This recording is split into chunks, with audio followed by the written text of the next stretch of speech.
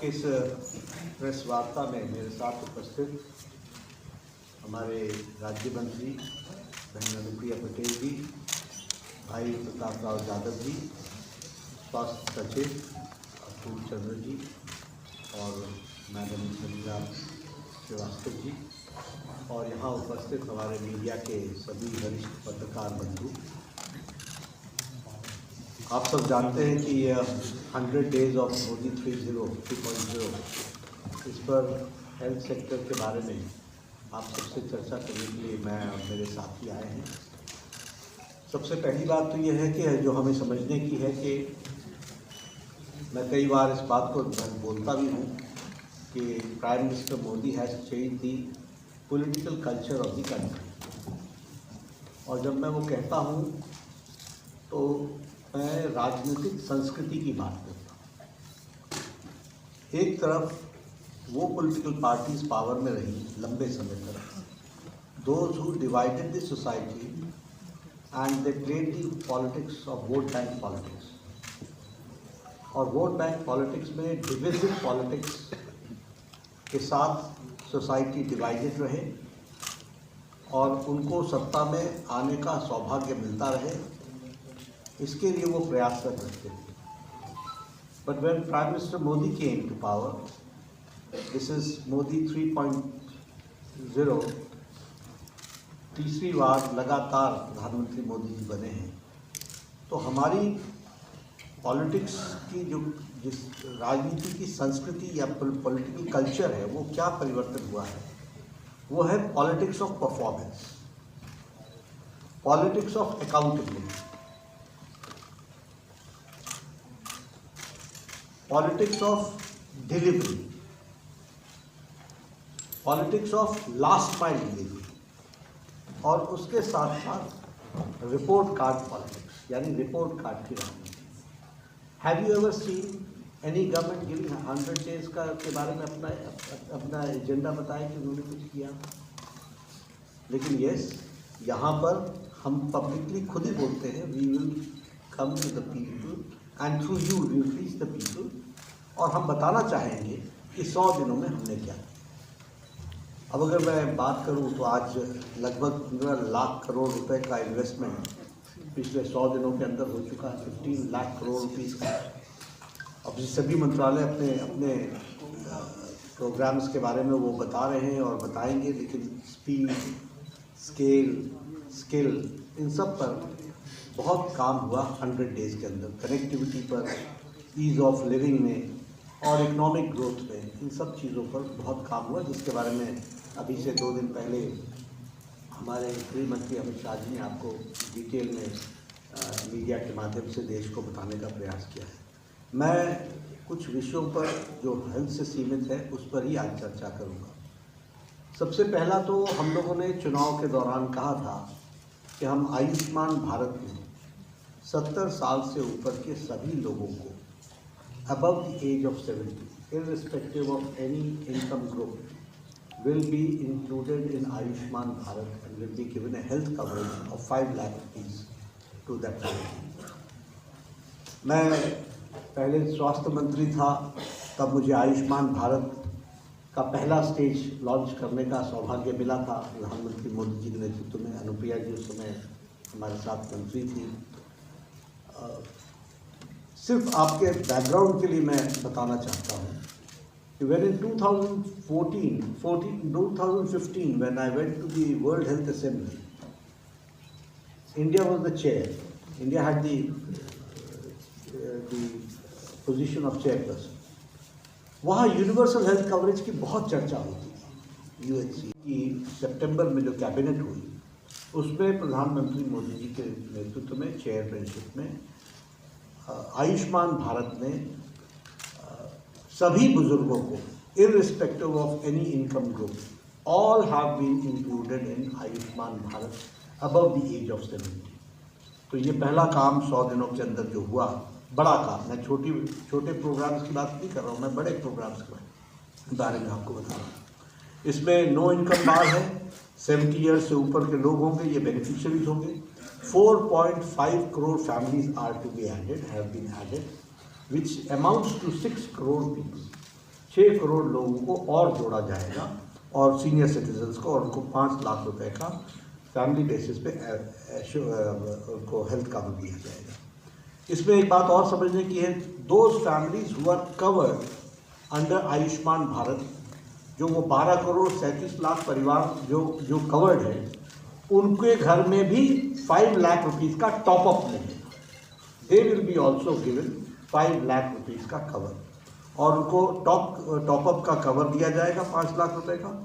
और जो बिलो 70 वाले हैं उनका आयुष्मान भारत का 5 लाख का हेल्थ कवर बरकरार है। So family where they are getting an Ayushman Bharat का, those who have got an Ayushman Bharat card, they will be getting 5 lakh rupees for the family and plus 5 lakh for the elders who have crossed the age of 70. तो इस तरीके से इसको करने का प्रावधान किया गया है। और ये PMJY में 70 ईयर से ऊपर के 5 लाख पर फैमिली पर ईयर के हिसाब से किया जाएगा। और इसके लिए एक अलग से हम डिस्टिंक्ट कार्ड भी देंगे। डिस्टिंक्ट कार्ड होगा सीनियर सिटीजन्स का, so that it can be differentiated from the Ayushman Bharat family card and the senior citizen card. तो ये इस तरीके से, और इसको हम अक्टूबर महीने में हम इसको लॉन्च कर देंगे। मोदी जी से उनको जो डेट मिलेगी तो हम अक्टूबर में, we are all set with it, हम लोगों ने उसकी सारी तैयारी कर ली है और इसको हम करने वाले हैं। तो ये पहला प्रोग्राम जो मैं आपके सामने बताना चाहता हूँ। दूसरा है यूविन पोर्टल। आपको जान करके आश्चर्य भी लगेगा और खुशी भी होगी कि हमारे देश में अब फुल डिजिटलाइजेशन हो रहा है ऑफ वैक्सीनेशन सर्विसेज। हमारे देश में मदर को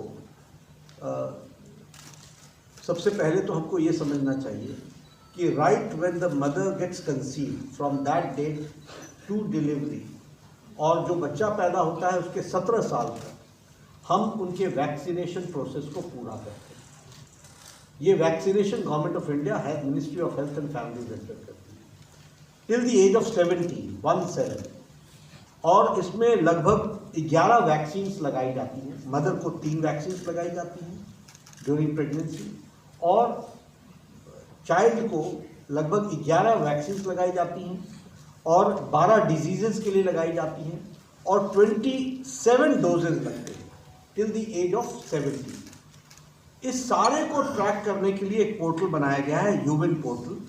और इस यूविन पोर्टल में हम, और ये 11 रीजनल लैंग्वेज में ये पोर्टल वर्क करेगा, और इसमें any time access, we will be able to, any person can access any time और anywhere he can have the vaccination, need not to go to his own primary health centre for the vaccination.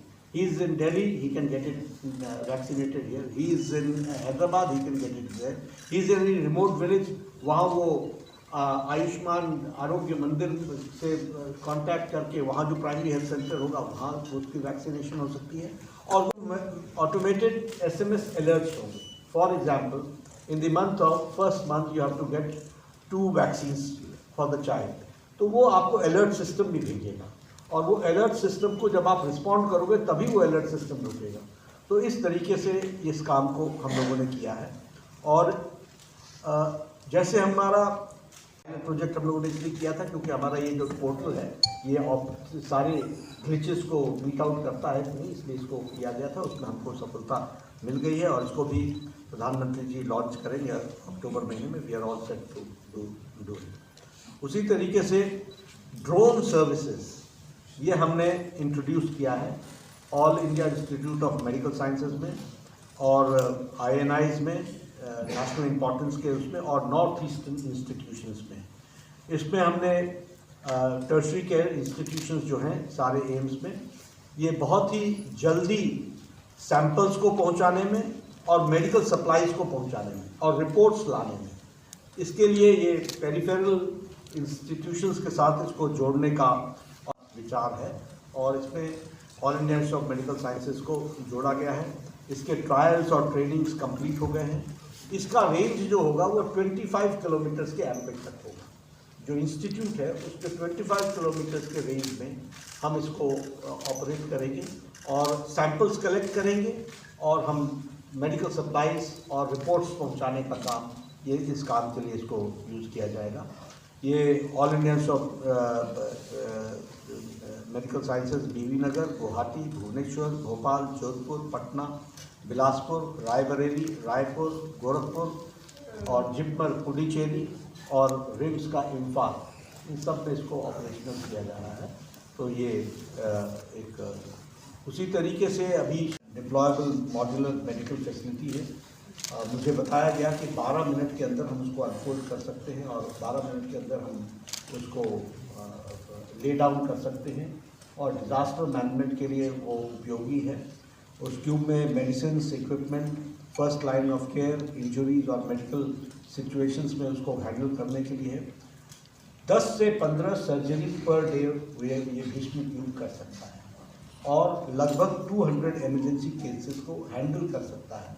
इस तरीके की इसकी capacity है।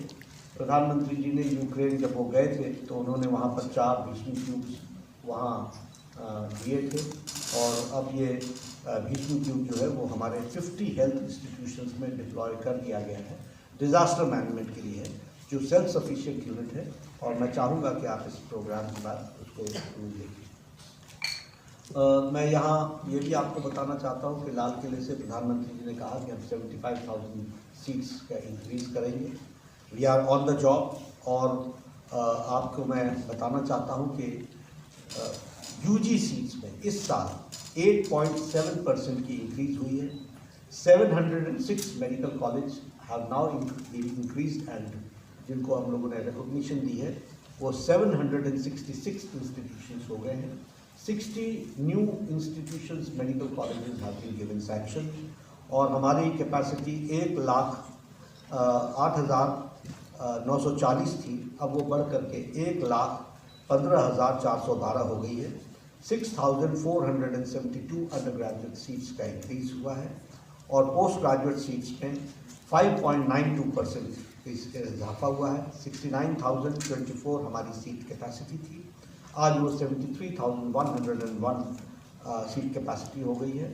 4,087 capacity का increase है। अगर हम यूजी और पीजी को मिला लें तो इसी साल हमने 12,000 seats 12,000 seats have been increase. So we are on the job, हम उसी पेस में काम कर रहे हैं और उसको हम पूरा करने का प्रयास कर रहे हैं। प्रयास हुआ है। आप लोग अक्सर सुनते रहते हैं नकली डॉक्टर, असली डॉक्टर, ये डॉक्टर, सभी doctors we are actively working with the state medical associations और ऑल डॉक्टर्स, इस मेडिकल प्रैक्टिशनर्स एक प्लेटफॉर्म पर आएंगे और वो NMR के को हमने ऑपरेशनलाइज किया है, उसमें उस काम को हम आगे बढ़ा रहे हैं। एक जो हमारा हमेशा का प्रोग्राम रहा है कि हम टर्शरी हेल्थ केयर को भी बराबर का ध्यान देकर के चल रहे हैं। तो उसके लिए अभी मैं बिहार गया था तो वहाँ हमने 5 इंस्टीट्यूशंस को, एक तो IGIMS पटना में हमने रीजनल इंस्टीट्यूट ऑफ ऑप्थेल्मोलॉजी इसको डेडिकेट किया। इसी तरीके से 4 सुपर स्पेशलिटी ब्लॉक्स जिसमें कार्डियोलॉजी का CTVS और nephrology, neurology, gastroenterology, neurosurgery, neonatology और bones and plastic reconstructive surgery, ये सारे डिसिप्लिन उसमें जोड़े गए हैं। मुजफ्फरपुर में, दरभंगा में, गया में, भागलपुर में super speciality blocks have been dedicated to people और उसके साथ साथ एक कैंसर ब्लॉक भी टाटा मेमोरियल हॉस्पिटल के साथ जोड़ करके मुजफ्फरपुर में टाटा मेमोरियल हॉस्पिटल का भी कैंसर सेंटर उसको भी डेडिकेट किया गया है। इसको हम इंट्रोड्यूस कर रहे हैं। तो इससे पहले हमारे पास 2 ही थे, CBNAT और तो ट्रूनैट। तो अब हम लोगों ने ये पैथो डिटेक्ट इसको भी इंट्रोड्यूस किया है, तो डिटेक्शन को हम और आगे बढ़ा सकेंगे। इस तरीके से हम काम कर रहे हैं। FSSAI में सेफ्टी स्टैंडर्ड्स के लिए जो सबसे बड़ा काम हुआ है वो है फीरा का, से हम फूड इंपोर्ट रिजेक्शन अलर्ट, ये एक पोर्टल हम लोगों ने बनाया है और ये पोर्टल डेडिकेट हुआ है जिसमें कोई भी कंसाइनमेंट, कोई इंपोर्ट या एक्सपोर्ट कहीं भी पोर्ट पर आता है जहां हमारी टेस्टिंग में पाया जाता है that consignment is below standard, वो सारे दुनिया में अलर्ट करेगा और वह अलर्ट करेगा कि ये वाला इसको हम लोग रिजेक्ट कर रहे हैं। तो ये फूड इंपोर्ट जो एक्सपोर्ट नहीं, इंपोर्ट वाली जो शोर पर आता है, पोर्ट पर आता है, वही टेस्टिंग के बाद उसके लिए हम उसको अलर्ट सिस्टम को जारी करेंगे और वो एक रैपिड इंफॉर्मेशन वर्ल्ड वाइड जाएगा, इसका प्रयास हो रहा है। उसी तरीके से कि this government proactive, pro responsive government है और